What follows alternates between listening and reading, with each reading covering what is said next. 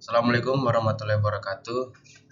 Saya atas nama Ridwan Syarun ingin mempresentasikan hasil tugas saya dengan judul mencari materi terkait jenis-jenis foraminifera, siklus, dan perkembangan foraminifera, morfologi cangkang, dinding dan komposisi cangkang, bentuk cangkang dan susunan kamar, apertur, hiasan atau ornamen. Foraminifera merupakan organisme bersel tunggal yang berukuran mikroskopis yang telah ada sejak zaman Kambrium. Foraminifera memiliki cangkang yang tersusun dari komponen kalsium karbonat dan komponen lainnya dengan struktur yang bervariasi. Jenis-jenis foraminifera yang dimana terbagi dua, ada foraminifera planktonik, hidup dengan mengapung di permukaan hingga kolom air laut. Cangkangnya cenderung bundar, berongga, dindingnya tipis, dan susunan gambarnya sederhana untuk menjaga flotasi, kayak apung, contohnya Globigerina dan Orbulina. Dan yang kedua itu foraminifera bentonik, hidup di dasar laut, baik menempel pada substrat atau merayap di sedimen. Cangkangnya jauh lebih bervariasi, lebih tebal dan kuat untuk menahan arus dasar laut, contohnya Amphistegina, Nummulites, dan Elpidium. Siklus perkembangan foraminifera terbagi dua, yang dimana pada pertama ada fase aseksual menghasilkan bentuk megalosferik. Cangkang ini memiliki kamar awal yang besar, namun ukuran cangkang totalnya cenderung lebih kecil. Generasi ini membela diri tanpa kawin. Dan yang kedua itu ada fase seksual menghasilkan bentuk mikrosferik. Cangkang ini memiliki kamar awal yang sangat kecil, namun ukuran cangkang dewasanya justru bisa tumbuh jauh lebih besar. Generasi ini terbentuk dari peleburan gamet flagella. Dan ada berupa morfologi cangkang yang dimana terbagi 5. Yang pertama itu proluculus, kamar pertama yang terbentuk saat foraminifera lahir. Dan yang kedua itu sutura, garis batas atau sekat yang memisahkan antar kamar. Penampakannya bisa tenggelam atau menonjol.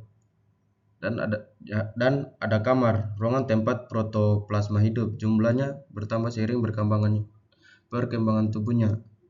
Dan yang keempat ada septum, dinding pembatas bagian dalam antar kamar, tidak terlihat dari luar kecuali cangkangnya dipotong. Dan yang kelima itu atau yang terakhir apertur, lubang utama pada cangkang untuk keluarnya pseudopodia atau kaki semu.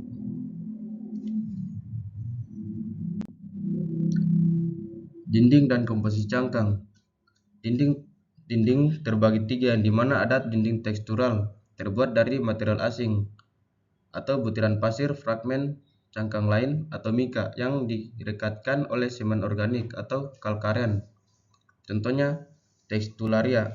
Dan yang kedua itu dinding porselen terbuat dari kalsit mikrokristalin yang sangat halus, tidak berpori, tampak putih, mengkilap seperti keramik atau porselen di bawah mikroskop, contohnya Quinquelocilina. Dan yang ketiga dinding hialin terbuat dari kalsit atau aragonit kristalin jernih, penuh dengan pori-pori halus atau perforat, tampak transparan atau tembus cahaya, contohnya amonia. Dan ada berupa bentuk cangkang dan susunan kamar. Bentuk cangkang ada berupa unilokular, cangkang terdiri dari satu kamar tunggal, dan ada multilokular, cangkang terdiri dari banyak kamar. Susunan kamar terdiri dari uniserial, kamar-kamar tersusun dari satu baris lurus. Biserial, kamar-kamar tersusun zigzag dalam 2 baris. Triserial, kamar-kamar tersusun dalam 3 baris atau pilin. Dan ada coilet atau melingkar, kamar-kamar tersusun melingkar pada satu bidang atau pilin. Apertur adalah bukan utama pada cangkang, letak dan bentuknya bervariasi, yang dimana bentuk ada berbentuk bulat, celah, memancar, hingga bercabang. Dan ada berupa posisi terminal, berada di ujung kamar terakhir, umbilikal, berada di area pusat lekukan dalam, marginal, berada di pinggiran luar cangkang. Variasi apertur pada cangkang foraminifera.